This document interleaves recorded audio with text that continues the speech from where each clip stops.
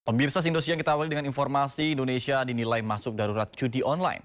Berdasarkan data PPATK, perputaran judol telah mencapai 600 triliun rupiah. Mirisnya, judi online sudah menyasar anak umur 10 tahun ke bawah.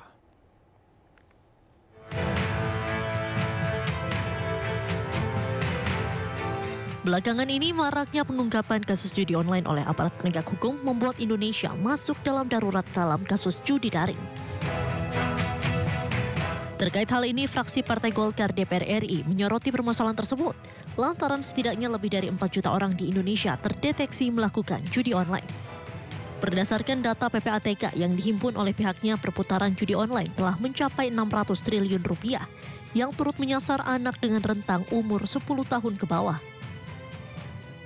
Wakil Ketua Komisi 1 DPR RI Dev Laksono menjelaskan, Indonesia mengalami kerugian akibat judol mencapai ratusan triliun rupiah, sehingga harus dikendalikan dan diatasi secepatnya.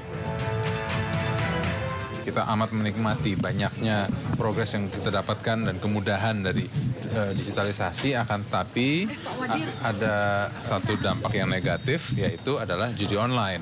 Nah, sekarang ini bagaimana kita mengatasinya, bagaimana kita mengendalikannya, karena kerugian terhadap ekonomi sangat besar. Ratusan triliun uang warga Indonesia terbang lenyap dari bumi pertiwi karena perjudian ini. Sementara itu, Wakil Direktur Tindak Pidana Siber Barreskrim Polri, Kombes Pol Denny Kustoni mengaku pihaknya mengalami kesulitan saat memberantas judi online, lantaran para bandar bermain dan mencari celah hukum agar tak terkena tindak pidana. Ditambah lagi, server yang digunakan dari luar negeri bertepatan pada negara yang melegalkan permainan judi online. Sama tracing tadi dan menggunakan itu servernya ada di luar. Artinya apa? Lokusnya di mana? Luar negeri. Orang main pakai kripto, kemudian kriptonya menggunakan kripto Binance. Binance-nya ada di mana? Di luar negeri. Berarti yang ada di sini siapa? Pemain. Berarti kan hanya 303 bis. Di undang-undang itu nggak bisa, karena mentransmisi yang bermuatan judi. Ketika server itu dilegalkan di negara tertentu, kita kan nggak bisa nangkep kepada negara tersebut. Diketahui dalam ranah kehidupan sosial, dampak judi online banyak menyebabkan terkoyaknya stabilitas kehidupan, baik tindakan kriminalitas hingga kasus pembunuhan. Apabila dibiarkan, dampak judi online akan semakin membahayakan. Dari Jakarta, Rian Rahman, Jaka Samsa, iNews melaporkan.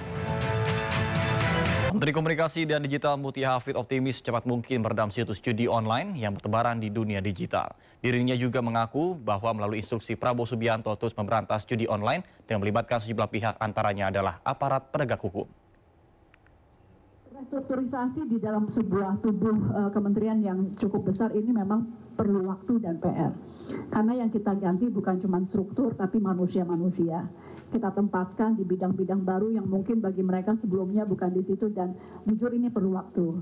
Jadi mungkin kami akan selalu berkoordinasi dengan DPR, dalam hal ini kami bermitranya dengan Komisi 1.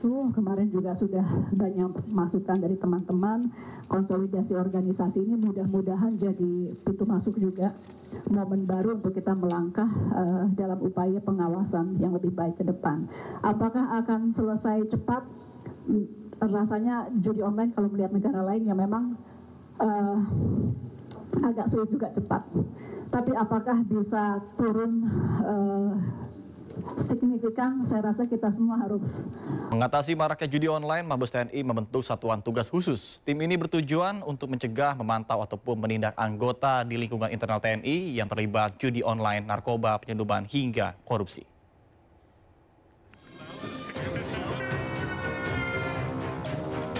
Markas Besar TNI telah mengambil langkah strategis membentuk satuan tugas khusus untuk mengatasi berbagai isu kejahatan yang saat ini menjadi perhatian utama, seperti judi online, narkoba, penyelundupan, dan korupsi di kalangan internal TNI. Satgas tersebut dipimpin langsung oleh Inspektorat Jenderal TNI, Letjen TNI Muhammad Saleh Mustafa, dan dibagi menjadi 4 subsatgas sesuai bidang kejahatan yang akan ditangani. Mabes TNI sudah membentuk satuan tugas dalam rangka pencegahan, pemantauan, dan penindakan pelanggaran prajurit, meliputi pelanggaran judi online, narkoba, penyelundupan, dan korupsi. Organisasi ini dipimpin oleh Irjen TNI dan wakilnya dari Wakabais TNI. Kemudian saya Wairjen selaku sekretaris dilengkapi dengan tim hukum dan tim penerangan. Ada 4 subsatgas yang kita bentuk. Yang pertama subsatgas judi online, nanti akan dipimpin oleh Dansat Cyber TNI.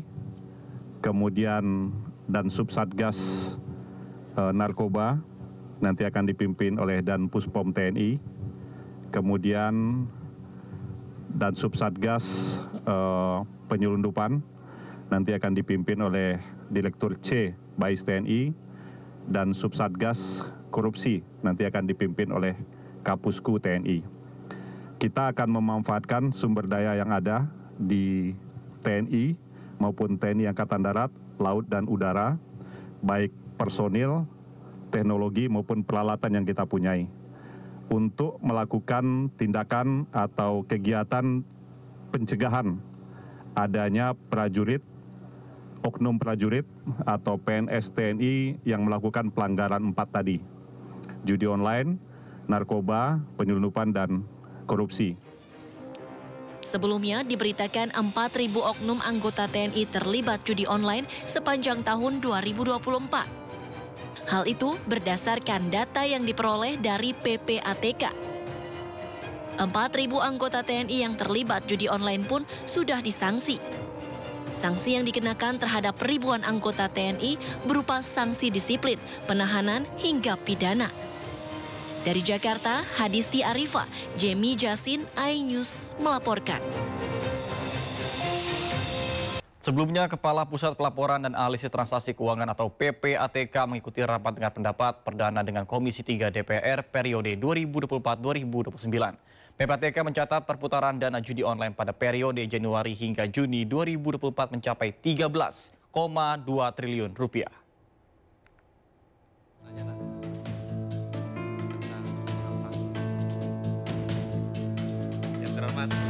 Pusat Pelaporan dan Analisis Transaksi Keuangan atau PPATK mencatat perputaran uang terkait judi online selama semester 2 tahun 2024 mencapai 238 triliun rupiah. Jumlah tersebut naik dari semester 1. Dalam rapat dengar pendapat Komisi 3 DPR dengan Ketua PPATK yang berlangsung di Komplek Parlemen Senayan, Jakarta pada 6 November lalu, Ketua PPATK Ivan Yustiavandana menekankan komitmen lembaganya dalam menumpas judi online. Setidaknya sebanyak 10 laporan hasil analisis dengan total perputaran dana judi online pada periode Januari hingga Juni 2024 mencapai 13,2 triliun rupiah.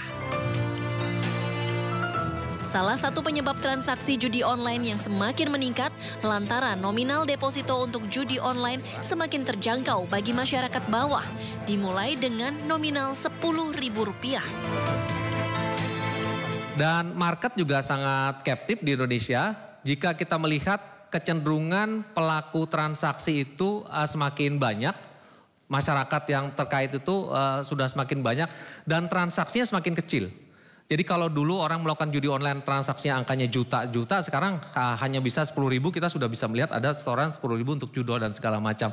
Itulah yang membuat transaksi semakin masif. Berdasarkan data peningkatan perputaran transaksi judi online yang kian masif jika dibandingkan dengan tahun sebelumnya, pada tahun 2021 perputaran transaksi judi online mencapai 57,91 triliun rupiah. Kemudian di tahun 2022 meningkat menjadi 104,42 triliun rupiah. Perputaran transaksi judi online pada tahun 2023 melonjak menjadi 327,05 triliun rupiah. Sedangkan pada semester pertama 2024 sudah mencapai 174,56 triliun rupiah. Transaksi di tahun 2024 semester 1 sudah melampaui jumlah transaksi di tengah semester tahun 2023. Bahkan lebih dari 1 tahun penuh di tahun 2022. Artinya kecenderungan perputaran transaksi judi online masih terus meningkat. Tim Liputan iNews melaporkan.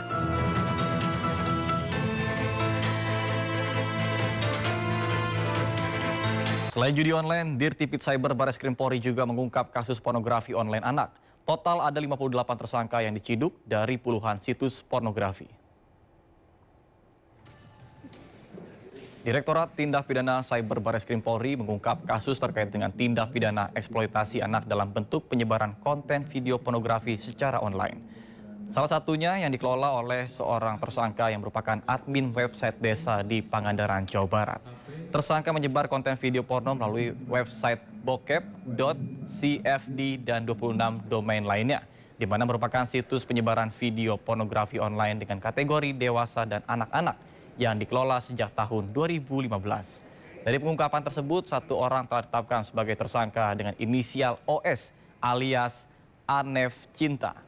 Polri juga mengungkap tindak pidana pornografi anak secara online di media sosial Telegram dengan nama grup Meguru Sensei dan Acil Sunda. Untuk gabung menjadi member dalam grup, tersangka mematok harga antara Rp50.000 hingga Rp300.000. Bahwa website pornografi yang dikelola oleh tersangka dengan link bokep.cfd ini dan 26 domain lainnya merupakan situs penyebaran video pornografi online yang dengan kategori dewasa dan anak-anak yang dikelola oleh tersangka sejak tahun 2015.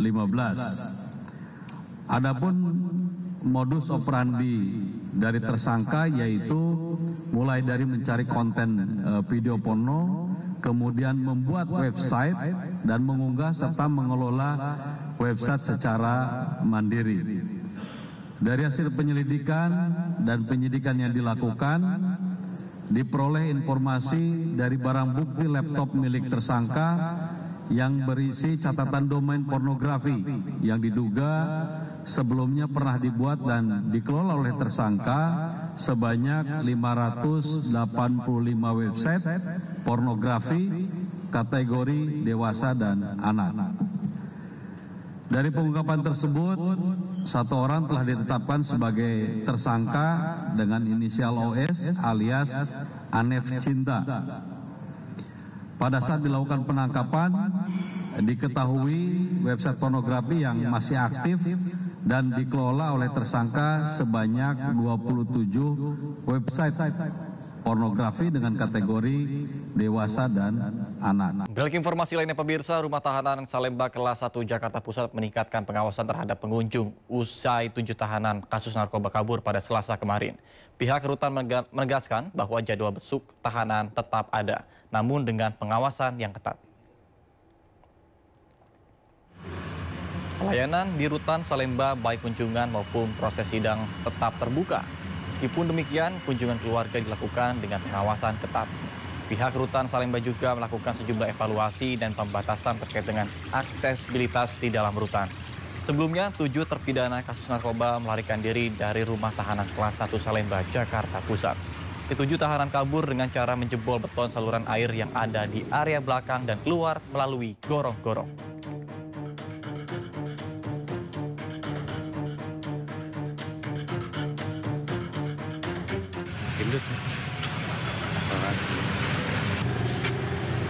Sementara itu, menyusul kaburnya 7 tahanan di rutan Salemba, Jakarta Pusat, Komisi 13 DPR RI melakukan sidak Kamis pagi. Ketua Komisi 13 DPR RI, Willy Aditya, memimpin sidak yang dilakukan di rutan Salemba, Jakarta Pusat pada Kamis pagi. Rombongan Komisi 13 DPR RI yang tiba sekitar pukul 9.15 waktu Indonesia Barat langsung masuk ke area rutan untuk menelusuri kaburnya 7 tahanan kasus narkoba melalui netralis kamar rutan. Menurut Willy Aditya, sidak dilakukan sebagai semangat reformasi lapas dan rutan untuk mengetahui berbagai permasalahan yang ada agar segera bisa teratasi. Pihaknya juga akan mengecek terkait dengan standar operasional prosedur atau SOP di Rutan Salemba termasuk kapasitas napi. Rencananya Komisi 13 juga akan menggelar rapat langsung dengan Menteri Imigrasi dan Permasyarakatan Agus Andiarto.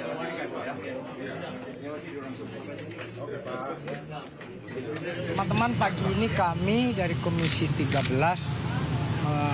kemarin setelah koordinasi antar pimpinan dan anggota melihat perkembangan yang terjadi, kami memutuskan untuk melakukan sidak karena ini untuk spiritnya adalah reformasi lapas dan rutan untuk kemudian apa-apa yang menjadi permasalahan kita coba cek hari ini. Nanti teman-teman bisa lihat apa temuan-temuan yang kita akan, ya kalau bisa kita sama-sama ke dalam. Tapi spiritnya adalah bagaimana pelayanan yang jauh lebih baik, yang lebih memanusiakan manusia dan lain-lain sebagainya. Gitu. Oke? Kan ada restoran di gas. Yang pertama kemarin salah satunya yang ya, gini, kita masuk dulu, kita dengar dulu, kita lihat dulu, nanti baru kita lapor sama teman-teman media. Kan bosnya teman-teman nih kan, biar kemudian publik juga aware kan. Nah, kita kan nggak bisa ujuk-ujuk udah ada kesimpulan, nggak bisa. Kita turun dulu, kita cek dulu, kita sama-sama. Itu teman-teman ya. Apa aja Bang? Ya banyak hal ya. Satu, faktor kenapa bisa lari, yang kedua bagaimana ya selama ini kapasitas, habis itu tenaga sumber daya manusia yang ada di sini, banyak hal yang kemudian nanti kita akan cek. Pemirsa, untuk mengetahui informasi lebih lanjut, kami sudah terhubung dengan rekan kami Muhammad Zuhilmi melaporkan langsung dari Rumah Tahanan Salemba Kelas 1 Jakarta Pusat. Baik Hilmi, silakan dengan laporan Anda.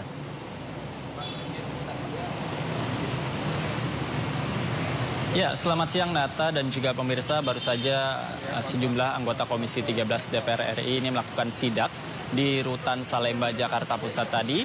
Ketua Komisi 13 DPR RI yakni Willy Aditya mengatakan ada sejumlah hal yang memang menjadi catatan dari anggota, diantaranya yakni mengenai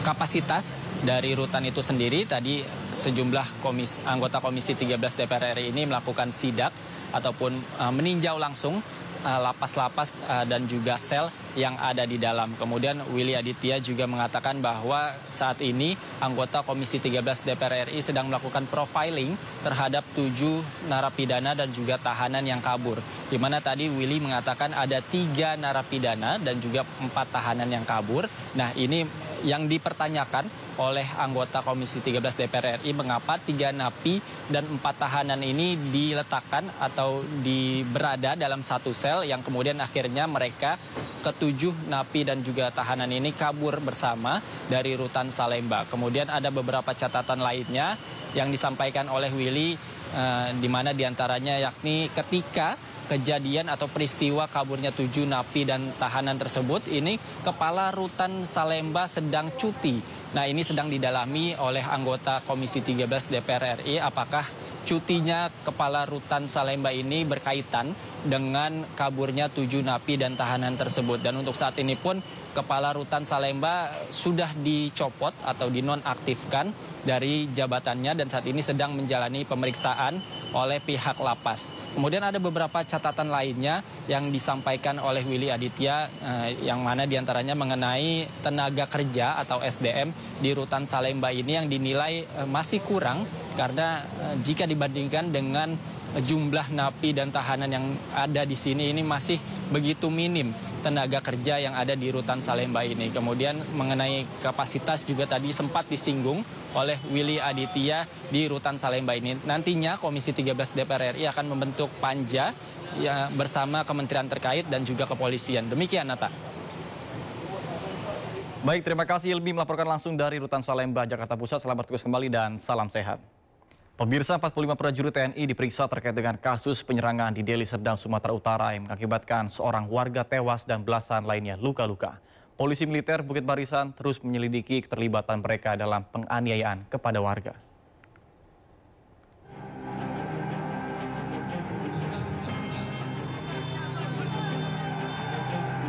Kasus pengeroyokan yang diduga dilakukan sejumlah anggota TNI yang menewaskan seorang warga di Deli Serdang, Sumatera Utara terus diselidiki. Baru-baru ini, TNI mengungkap sebanyak 45 prajurit TNI telah diamankan terkait kasus penyerangan tersebut. Mereka diamankan oleh Polisi Militer Daerah Militer 1 Bukit Barisan. 45 orang tersebut akan dipilah untuk diketahui keterlibatannya dalam penyerangan. Perkara tersebut sudah ditangani oleh Pomdam 1 Bukit Barisan. Jadi dari Pomdam sekarang ini sudah mengamankan hampir sekitar 45 orang, ya, diamankan 45 orang. Nah, nanti dari 45 orang ini akan dipilah-pilah, karena kan tidak mungkin 45 orang ini akan ikut. Nah, jadi nanti akan dipilah-pilah mana yang terlibat langsung dalam kegiatan kejadian penganiayaan tersebut. Kemudian ada yang mungkin yang provokatornya, atau mungkin ada yang sekedar ikut-ikut. Jadi sudah ditangani oleh Pomdam 1 Bukit Barisan. Peristiwa pengeroyokan sejumlah warga yang diduga dilakukan oleh puluhan anggota TNI terjadi di Desa Selamat, Deli Serdang, Jumat 8 November lalu. Akibat pengeroyokan, satu warga sipil berusia 60 tahun meninggal dunia, serta belasan warga lainnya luka-luka. Sementara penyerangan diduga karena perkara cekcok di jalan. Tim Liputan iNews melaporkan. Ratusan kosmetik diduga mengandung merkuri di Makassar, Sulawesi Selatan disita Direktorat Reserse Kriminal Khusus Polda Sulsel. Polisi juga menetapkan 3 owner skincare sebagai tersangka.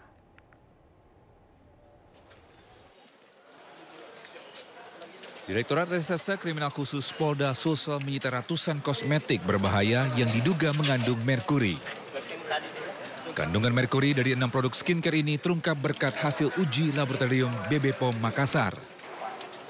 Kosmetik tersebut terdiri dari toner, krim pencerah, krim malam, krim siang, dan sebagainya. Selain itu, polisi juga menetapkan 3 pemilik kosmetik atau owner skincare sebagai tersangka. Nah, setelah saya selesai gelar perkara, penetapan tersangka, baru saya teken, baru saya kasih tahu teman-teman. Berarti sudah tersangka nih? Asas praduga tak bersalah ya. Berarti sudah tersangka nih? Tiga ini sudah tersangka dan sudah tersangka. Baru tadi malam gelar perkara nanti. Berarti sudah tersangka ya? Sudah tersangka. Oke. 3 orang sudah tersangka. Sudah. Pelaku diterapkan Undang-Undang Kesehatan dengan ancaman hukuman 12 tahun dan denda maksimal 5 miliar rupiah.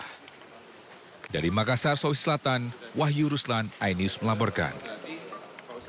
Informasi lainnya pemirsa, Rauf, supir truk tronton yang diduga sebagai penyebab kecelakaan beruntun menjalani rangkaian pemeriksaan polisi unit Laka Lantas Polres Purwakarta. Hingga saat ini status sopir truk masih sebagai saksi. Setelah menjalani perawatan intensif di Rumah Sakit Abdul Rojak selama 2 hari, Rauf, sopir truk tronton keluar dari rumah sakit. Menurut pihak rumah sakit, Rauf mengalami gegar otak ringan bagian kepala dan luka ringan akibat benturan di tubuh dan sudah dibawa polisi untuk menjalani pemeriksaan. Rangkaian penyelidikan masih dilakukan polisian untuk mengungkap penyebab pasti kecelakaan beruntun yang melibatkan 17 kendaraan dan menewaskan 1 orang di tol Cipularang. Sementara 17 kendaraan yang terlibat kecelakaan saat ini tersimpan di penyimpanan barang bukti kecelakaan Pool Derek di depan gerbang tol Jatiluhur.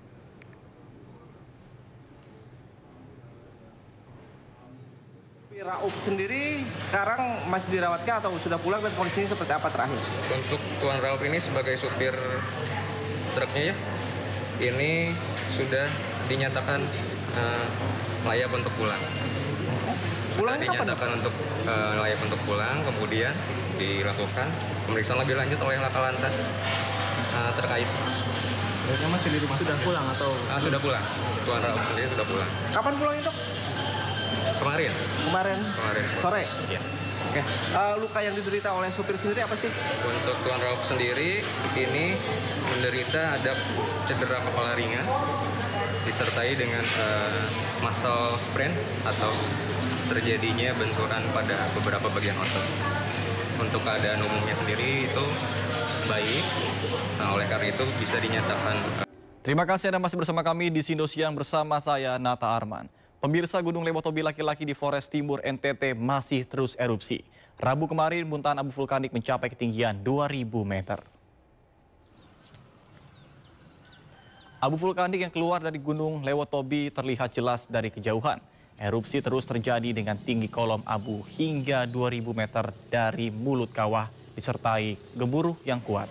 Warga yang berada di kawasan bawah kaki gunung dihimbau untuk waspada akan adanya hujan abu vulkanik atau banjir lahar dingin. Bahkan saat ini status Gunung Lewotobi laki-laki dalam level 4 atau awas. Dan aturan tidak ada aktivitas apapun di radius 7 km dari pusat erupsi tetap berlaku.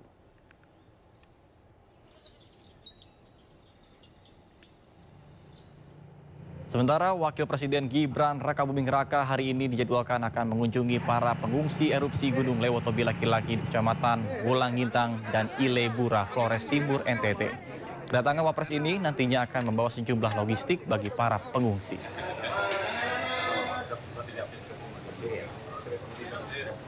Sebelumnya, Panglima TNI Jenderal TNI Agus Subianto menyerahkan bantuan ke posko pengungsi Lewotobi di Desa Koba Soma. Jenderal TNI Agus Subianto mengatakan akan membangun tenda pendidikan untuk anak-anak agar bisa tetap bersekolah meskipun terjadi bencana alam.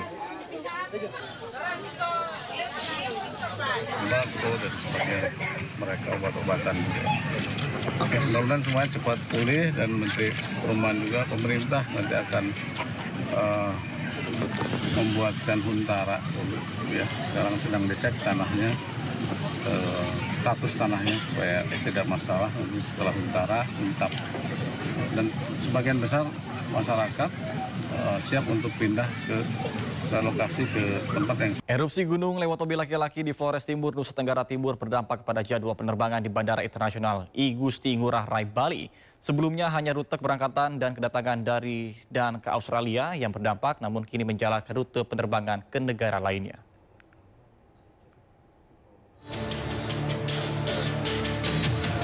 Ribuan penumpang yang didominasi wisatawan mancanegara menumpuk di area keberangkatan Bandara Internasional I Gusti Ngurah Rai Bali. Mereka tidak bisa keluar Bali karena pihak maskapai membatalkan penerbangan. Para wisatawan juga dilanda ketidakpastian karena pihak maskapai belum memastikan kapan kembali beroperasi. Sejak 4 November lalu, Bandara I Gusti Ngurah Rai sudah terdampak erupsi Gunung Lewotobi laki-laki. 26 rute penerbangan domestik dengan rincian 13 rute keberangkatan dan 13 rute kedatangan mengalami penundaan, khususnya rute menuju Indonesia Timur. Sementara rute internasional yang terdampak mencapai 64 rute, terdiri atas 34 keberangkatan dan 30 kedatangan. Jadi sejak tanggal 4 sudah, bahkan kita udah tadi malam Pak, kalau nggak saya putus itu sampai jam 1 kali rapat. Jadi airline itu ya mungkin minta saya segera putuskan bandara buka atau tutup. Saya bilang nggak bisa, karena kita harus melihat di jam pagi nanti. Jadi sabar menunggu, kalau mau kita tunggu sampai pagi boleh. Kita akan publish jam 5 pagi. Karena flight juga kan mereka juga melihat gelap ini kan nggak bisa kita berani prediksi. Tunggu terang itu baru kelihatan. Bagi penumpang yang terdampak, pengelola bandara menyiapkan help desk dan refreshment serta area customer service di terminal domestik. Informasi lainnya pemirsa, Kampus Universitas Indonesia menunda kelulusan dan pemberian gelar doktor terhadap Menteri SDM Bahlil Lahadalia. Kampus UI akan melakukan evaluasi dan menggelar sidang etik terkait dengan polemik gelar Dr. Bahlil Lahadalia. Sementara Bahlil Lahadalia menepis bahwa dirinya kuliah kilat untuk program doktoral.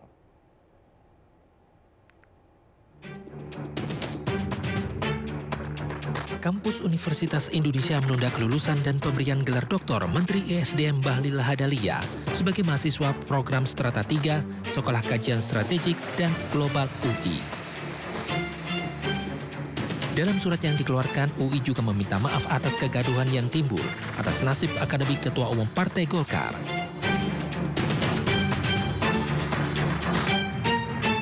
Dinilai ada pelanggaran selama proses akademik Bahlil, pihak kampus UI akan melakukan penyelidikan.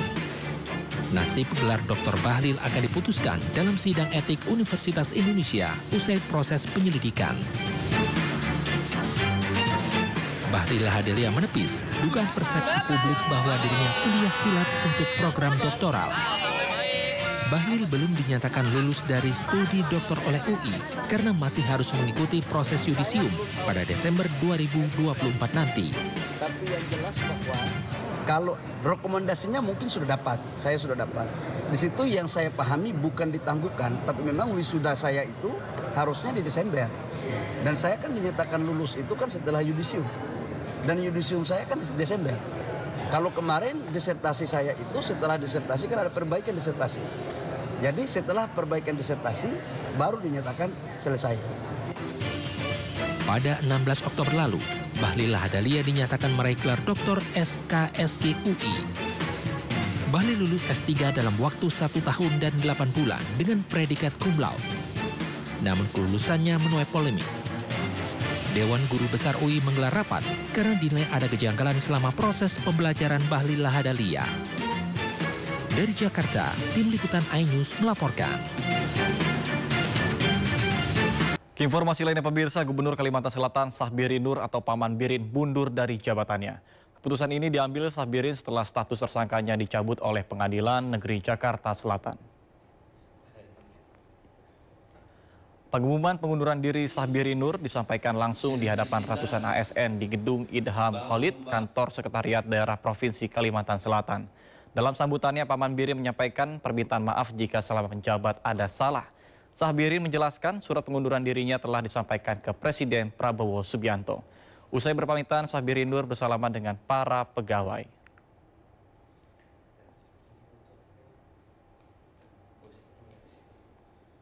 Maaf sekalian pamitan kepada keluarga besar ASN pemerintah Provinsi Kalimantan Selatan.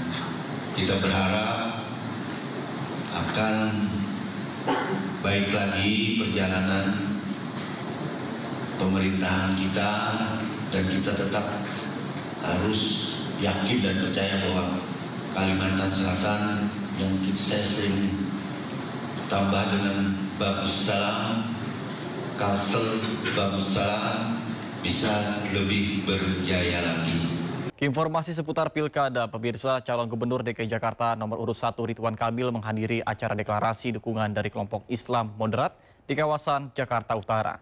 Sementara calon wakil gubernur DKI Jakarta Suswono hadiri deklarasi relawan Aku Cinta Ridho di Kalibata, Jakarta Selatan.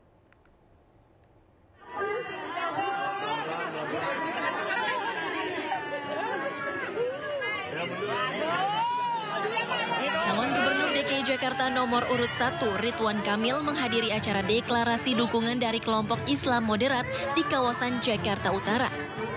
Ratusan warga antusias menghadiri acara deklarasi. Tak mau kalah, para emak-emak berebut bersalaman dengan RK.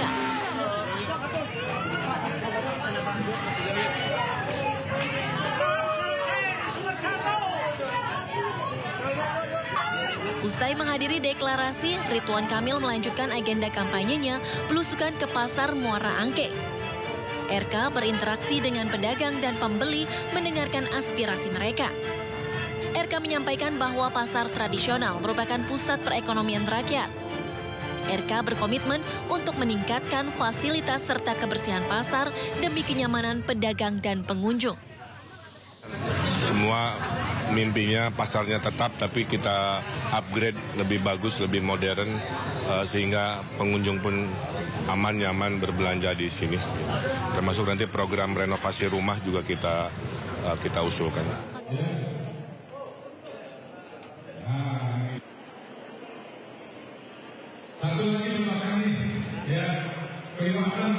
Sementara calon wakil gubernur DKI Jakarta Suswono hadiri deklarasi relawan Aku Cinta Ridho di Kalibata, Jakarta Selatan. Dalam acara ini, Suswono mendengarkan keluhan masyarakat sekitar Kalibata terkait harga sembako dan masalah pengangguran. Suswono menyebutkan bahwa dukungan untuk Ridho akan semakin memperkuat peluang kemenangan RK Suswono. Ya, jadi sekali lagi ini salah satu dari dukungan Aku Cinta Ridho, ya, tentu bagi kami sangat senang ya dapat tambahan dukungan, karena memang ini waktu tinggal beberapa hari lagi. Tentu dengan dukungan-dukungan yang semakin masif ini menjadikan kekuatan itu akan semakin tentu saja peluang kemenangannya akan semakin besar. Dengan mengedepankan kedekatan dan kepedulian, Ridwan Kamil Suswono berusaha meraih simpati warga Jakarta. Dukungan dari warga Jakarta serta sambutan hangat mereka menjadi modal penting bagi Ridwan Kamil Suswono dalam perjalanan menuju Jakarta 1. Dari Jakarta, Wenda Nura, Zulkarnain, Rizky Yulianto, iNews melaporkan.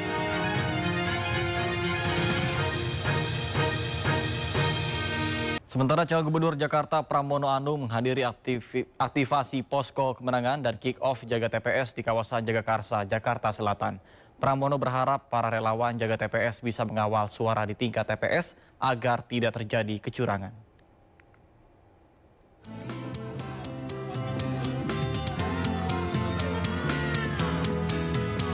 Calon Gubernur Jakarta nomor urut 3 Pramono Anung kembali melanjutkan kampanyenya dengan menghadiri acara yang diinisiasi sejumlah organisasi relawan Pramono Rano bertajuk Aktivasi dan Kick-Off Jaga TPS di kawasan Jagakarsa, Jakarta Selatan. Kehadiran Pramono Anung yang berpasangan dengan Rano Karno ini mendapatkan sambutan meriah dari para relawan.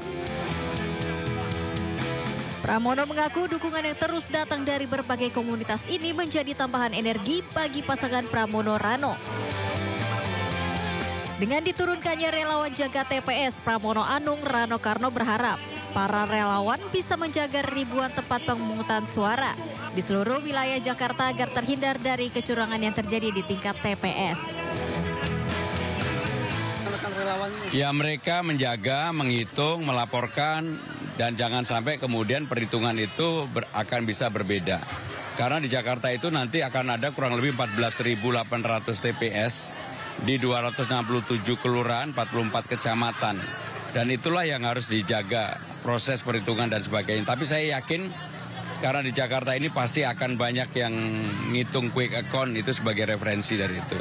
Sehingga dengan demikian mari kita pantau bareng-bareng. Pramono Anung pun menyampaikan pesan bahwa politiknya adalah politik riang gembira.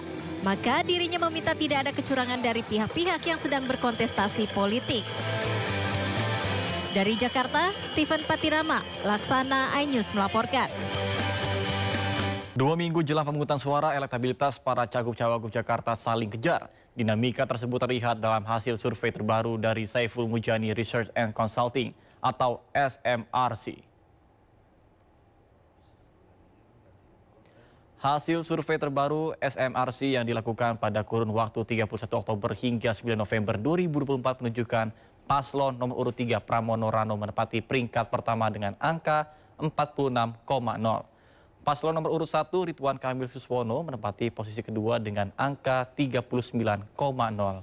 Sementara paslon nomor urut 2 Dharma Kun berada di urutan paling bawah dengan angka 5,1.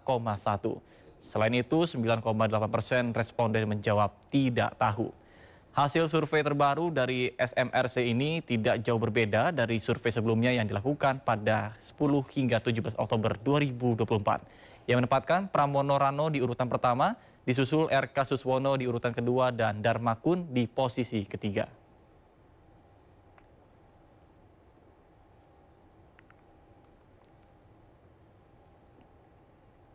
Sementara itu menurut hasil survei lembaga LSI, Denny JA, pasangan nomor urut 1 Ridwan Kamil Suswono unggul tipis dari paslon nomor urut 3 Pramono Rano Karno. Berdasarkan hasil survei yang dilakukan lembaga LSI, Denny JA periode 16 hingga 22 Oktober 2024, elektabilitas Ridwan Kamil Suswono sebesar 37,4%. Disusul pasangan Pramono Rano di angka 37,1%. Sedangkan pasangan independen Dharma Pongrekun dan Kun Wardana memperoleh elektabilitas 4%. Responden yang belum menentukan sikap sebesar 21,5%.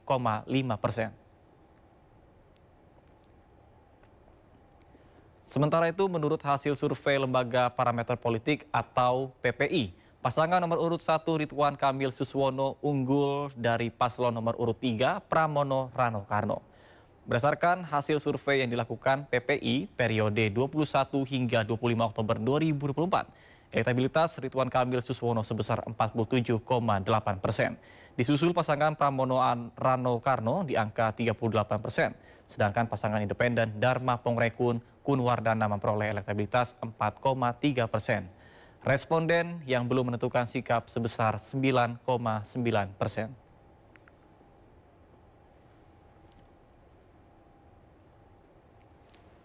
Elektabilitas pasangan nomor urut 3 Pilgub Jakarta Pramono Rano Karno unggul dari dua pasangan lainnya. Data survei Saiful Mujani Research and Consulting atau SMRC menyebut pasangan Pramono Sidul unggul tipis dari pasangan RK Suswono.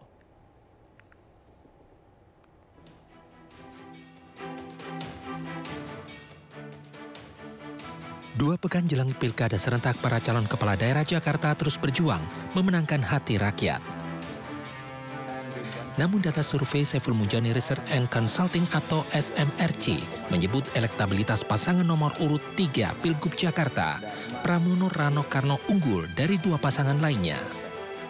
Berdasarkan survei 31 Oktober hingga 9 November, elektabilitas Pramono Rano Karno unggul mencapai 46%, disusul RK Suswono 39,1% dan Dharma Kun hanya 5,1%.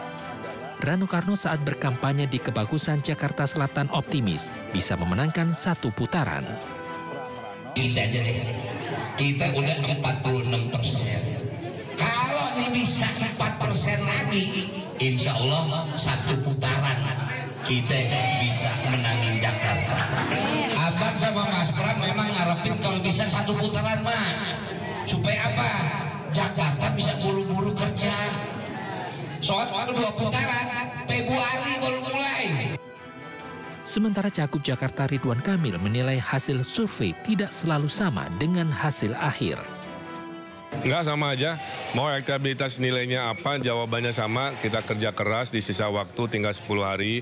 Kita belusukan double-double, kita menyapa warga double-double.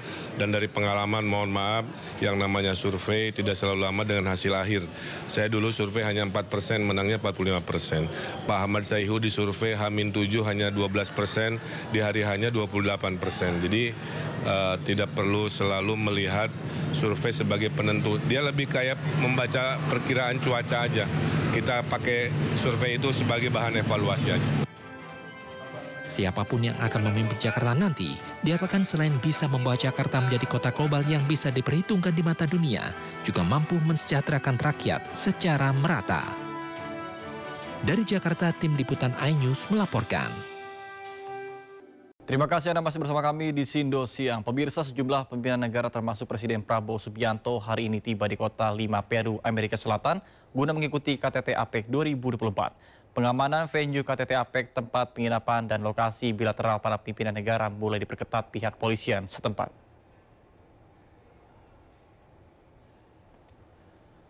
Presiden Prabowo Subianto siang ini akan menghadiri KTT Pacific Economic Cooperation 2024 di Peru.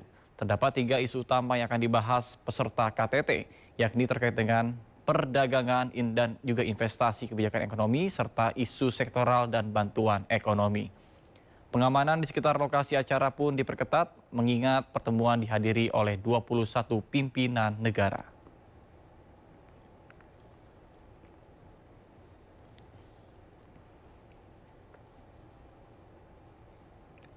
Presiden Prabowo Subianto bertemu dengan Presiden Amerika Serikat Joe Biden di White House, Washington DC, Amerika Serikat. Keduanya membahas penguatan kerjasama hingga situasi di Gaza. Presiden Prabowo Subianto bertemu Presiden AS Joe Biden di Gedung Putih Selasa siang waktu Amerika Serikat. Dalam pertemuan yang berlangsung di Gedung Putih, Washington DC, Presiden Prabowo dan Joe Biden membahas berbagai isu penting yang mempengaruhi hubungan internasional dan stabilitas global. Di antaranya situasi di Gaza, Palestina, dan Laut Cina Selatan. Selain membahas isu global, Biden juga mengungkapkan pentingnya memperingati 75 tahun hubungan diplomatik Indonesia dan Amerika Serikat. Menurutnya, ini merupakan momen untuk mempererat kemitraan Indonesia dan Amerika Serikat yang telah terjalin lama. Biden juga mengidentifikasi sejumlah fokus kerjasama antara Indonesia dan Amerika. Salah satunya memperkuat kawasan Indo-Pasifik yang bebas dan terbuka, serta mendukung transisi menuju energi bersih, di mana Indonesia memegang peran penting. Informasi lainnya pemirsa, diterpa isu PHK, Kementerian Tenagakerjaan memanggil Dirut PT Sritek untuk melakukan klarifikasi.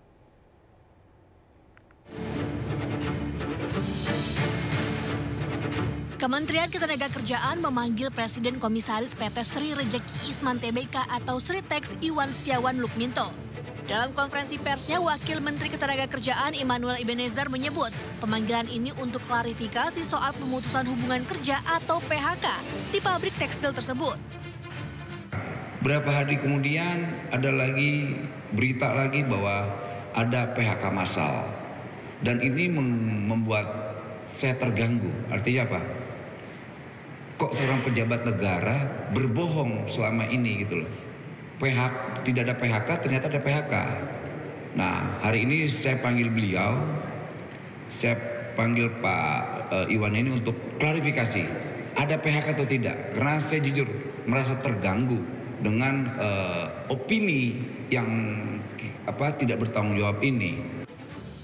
Pihak Sritex menegaskan bahwa saat ini pihaknya tidak melakukan PHK, namun ia membenarkan bahwa perusahaan telah meliburkan karyawannya. Bahwa saat ini Sritex tidak melakukan PHK satu orang pun. Gimana coba tegasin lagi Pak Iwan? Sritex tidak melakukan PHK, ya. Dan dalam status kepailitan ini. Tetapi Sritex telah meliburkan sekitar 2.500 karyawan akibat kekurangan bahan baku. Setelah mendapatkan penegasan tidak adanya PHK di lingkungan PT Sritex, Wamenakar menyebut bahwa pekerja harus mendapatkan kepastian, termasuk soal kepastian hukum. Tim Liputan iNews melaporkan. Pemirsa, pemerintah akan menerapkan kebijakan pemangkasan anggaran perjalanan dinas di Kementerian Lembaga Negara sebesar 50% pada sisa tahun 2024. Langkah ini guna meningkatkan postur APBN dan kemampuan fiskal dalam mendukung program prioritas pemerintah. Kementerian Keuangan telah menerbitkan surat edaran yang ditujukan kepada kementerian atau lembaga negara untuk melakukan penghematan atau efisiensi anggaran perjalanan dinas tahun anggaran 2024. Hal ini sebagai tindak lanjut dari arahan Presiden Prabowo Subianto dalam sidang kabinet pada tanggal 23 Oktober 2024 dan 6 November 2024. Adapun surat edaran Kementerian Keuangan tertanggal 7 November 2024 menyebutkan penghematan anggaran minimal 50% dari sisa pagu belanja perjalanan dinas pada DIPA tahun anggaran 2024, terhitung sejak surat ini ditetapkan. Selain itu, kebijakan ini juga untuk menjaga postur APBN tetap sehat, sehingga bisa mendukung keberlanjutan program pemerintah.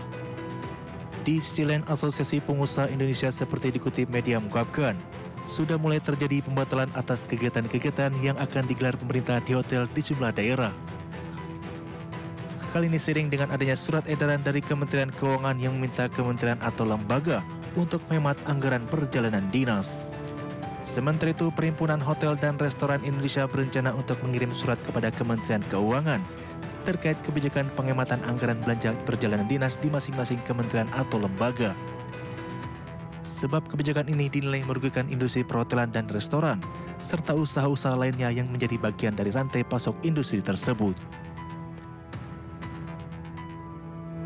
Pemirsa, pemerintah berhasil mencegah potensi kerugian negara sebesar 10,3 miliar rupiah melalui pengawasan dan penindakan penyelundupan barang ilegal di bidang kepabeanan dan cukai periode 4 sampai dengan 11 November 2024. 4 hingga 11 November saja 2024 telah dilakukan 283 kali penindakan penyelundupan. Ini hanya dalam kurun waktu 1 minggu antara tanggal 4 hingga 11. Telah dilakukan 283 kali penindakan penyelundupan, terutama dikaitkan dengan komoditas garmen, tekstil, mesin elektronik, rokok, miras, dan narkotika dengan perkiraan nilai mencapai 49 miliar dalam 1 minggu dan potensi kerugian negara 10,3 miliar yang masih di dalam proses penyelidikan. Kami akan menyampaikan hasil pengawasan dan penindakan penyelundupan di bidang kepabeanan dan cukai yang dilaksanakan sejak Oktober hingga November 2024. Pertama, penindakan terhadap 4 kontainer yang berisi 1.628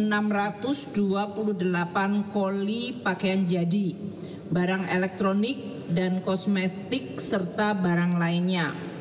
Ini kejadiannya di Tanjung Priok, Pelabuhan Tanjung Priok. Modusnya dengan melakukan deklarasi yang salah atau misdeklarasi dengan menyebutkan barangnya adalah packaging karton. Nilai barang adalah 18,6 miliar dan potensi kerugian negara adalah 24,8 miliar. Pemirsa, memperluas jaringan operasionalnya di Indonesia, MNC Bank membuka cabangnya ke-40 di Kota Palembang, Sumatera Selatan. MNC Bank memastikan memberikan layanan dan produk perbankan terbaik yang memiliki line up serupa seperti yang ada di cabang lainnya di sejumlah daerah Indonesia.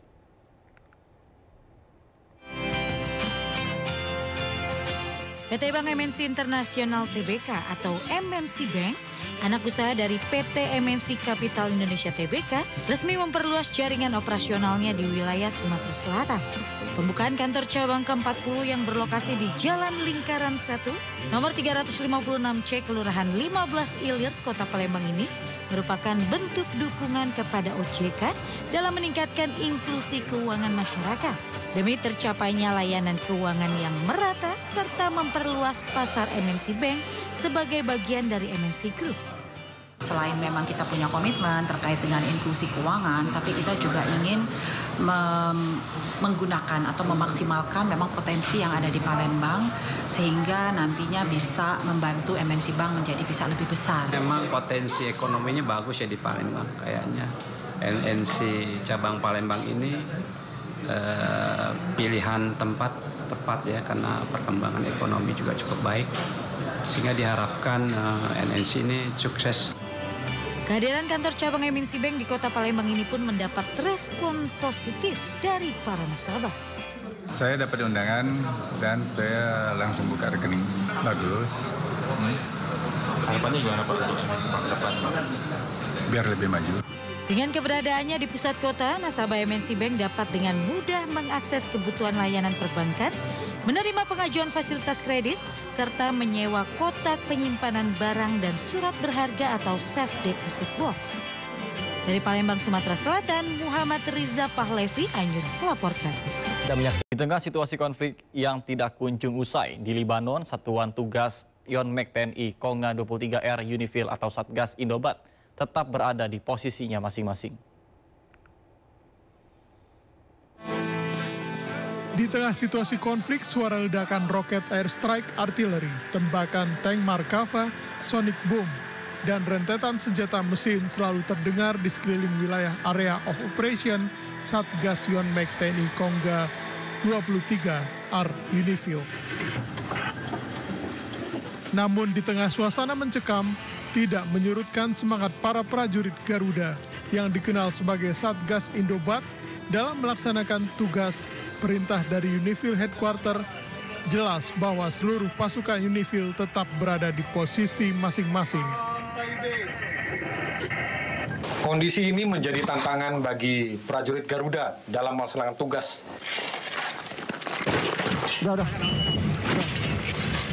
Ditambah lagi jalur logistik yang tidak lancar,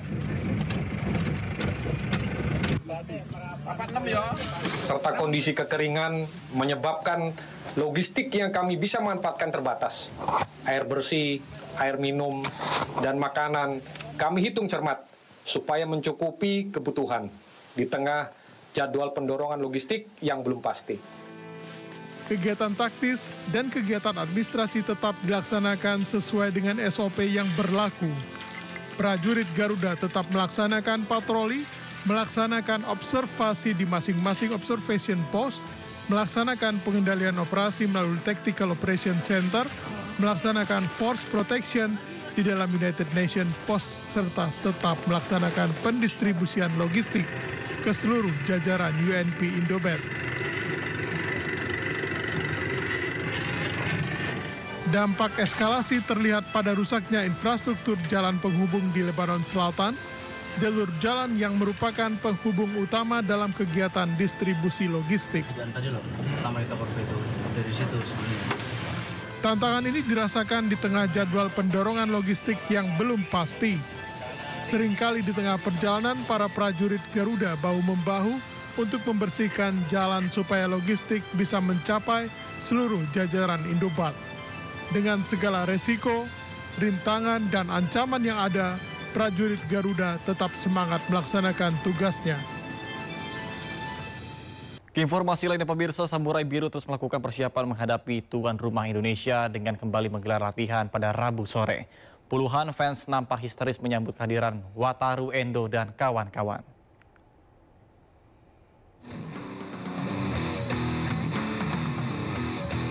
Berbeda dengan latihan perdana yang tertutup untuk umum, kini Suara Riuh menyambut kedatangan para ksatria Samurai Biru Timnas Jepang dalam sesi latihannya di lapangan A Kompleks Gelora Bung Karno, Senayan, Jakarta. Para penggemar memadati lokasi latihan demi bertemu idola mereka Rabu sore. Timnas Jepang latihan full tim dengan 27 pemainnya. Nama-nama besar seperti Wataru Endo, Takefusa Kubo, dan Takumi Minamino turut mengikuti sesi latihan. Diawali dengan latihan ringan, kemudian berlanjut dengan mengasah teknik. Berlatih dengan santai namun serius, skuad asuhan Hajime Moriyasu tampilkan umpan pendek cepat dan kontrol bola yang presisi.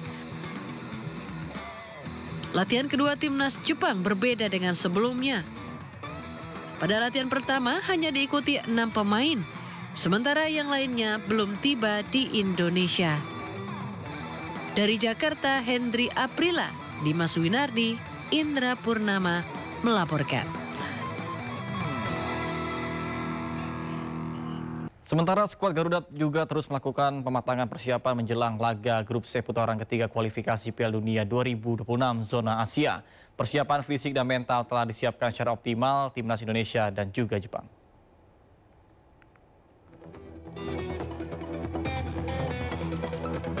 Indonesia mematangkan persiapan mereka dengan menggelar sesi latihan di Stadion Madia Senayan, Jakarta. Pelatih Timnas Indonesia Shin Tae-yong memahami bahwa Jepang merupakan tim yang kuat, tapi ia terus memompa semangat anak-anak asuhnya untuk tidak menyerah sebelum berlaga. Pada sesi latihan kali ini, hampir seluruh penggawa hadir kecuali Miss Hilgers yang absen akibat cedera. Sedangkan bek FC Copenhagen yang baru resmi menjadi warga negara Indonesia Kevin Dix juga ikut berlatih setelah tiba di Indonesia pada Selasa pagi.